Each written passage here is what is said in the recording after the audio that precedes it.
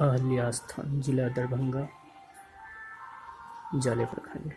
अहल्या स्थान जतः रामचंद्र जी लक्ष्मण जी के साथ महर्षि के साथ माता अहल्या के उद्धार केलखिन। गौतम ऋषि के पत्नी अहल्या के उद्धार स्थान एतय है।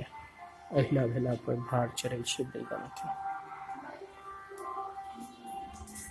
बौआ झा के संग मिथिला तीर्थ।